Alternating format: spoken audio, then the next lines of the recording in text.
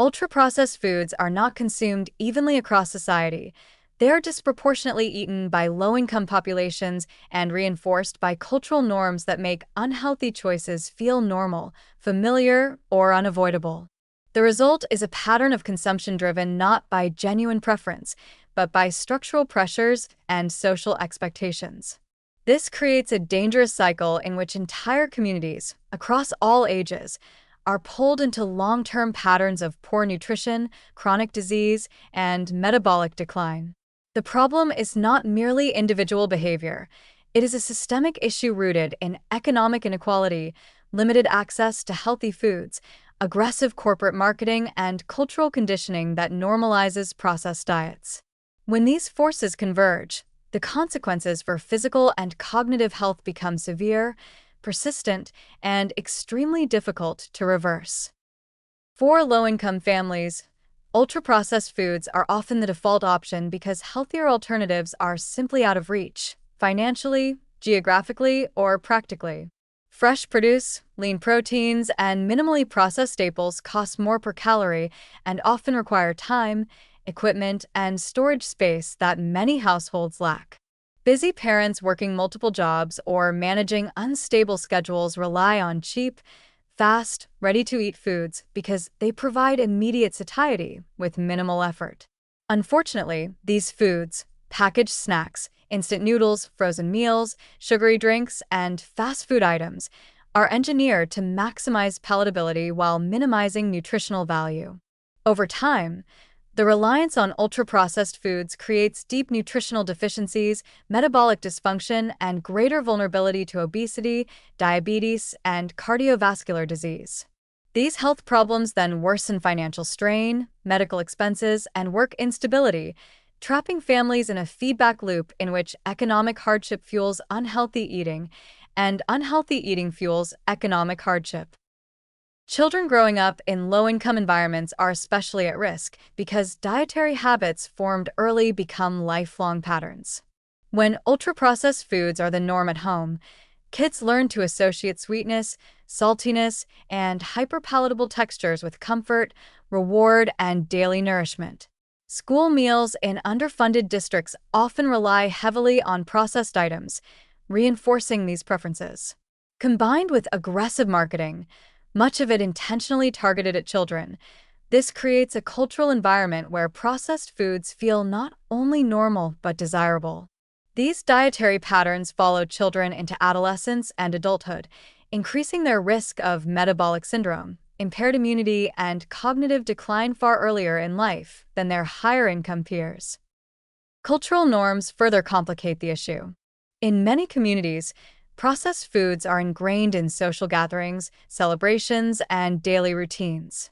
Fast food becomes a symbol of convenience or modernity, while home-cooked meals may be viewed as time-consuming or old-fashioned. For immigrant families, processed foods may feel like a sign of assimilation. For working-class households, they may represent affordability and familiarity. Even harmful traditions, large portions, sugary drinks with meals, fried foods as comfort, get passed down through generations and become cultural anchors. As a result, efforts to shift toward healthier options often meet resistance because changing food habits can feel like abandoning identity, community, or long-held family practices. Adults navigating work stress, limited time, and financial insecurity often turn to ultra-processed foods as coping tools. Emotional eating becomes normalized in cultures where food is used to manage stress or celebrate survival in difficult circumstances.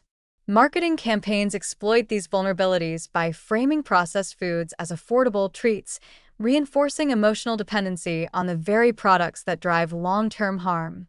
Over time, adults lose touch with hunger cues, face chronic inflammation, and develop weight-related illnesses that make daily life more challenging. The burden of illness falls hardest on those who can least afford medical care or lifestyle adjustments, perpetuating health disparities. For older adults in low-income or culturally disadvantaged communities, the cumulative effects of lifelong exposure to processed foods become devastating.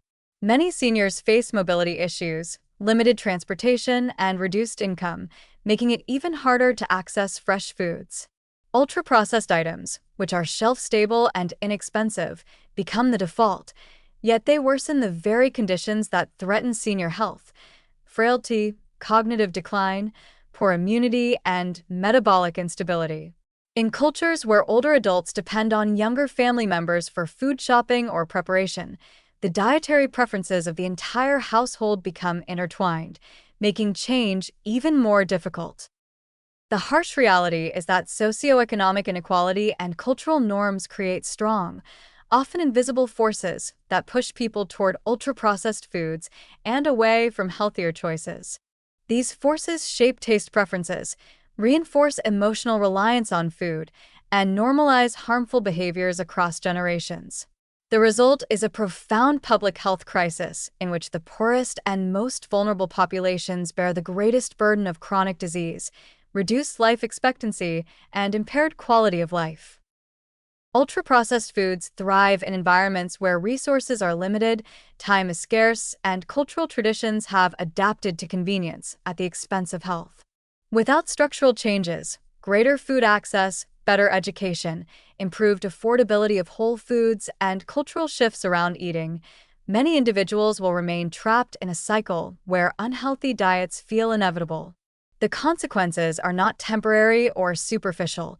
They accumulate across decades, weakening metabolism, immunity, and cognitive function, and ultimately accelerating the onset of life-limiting diseases.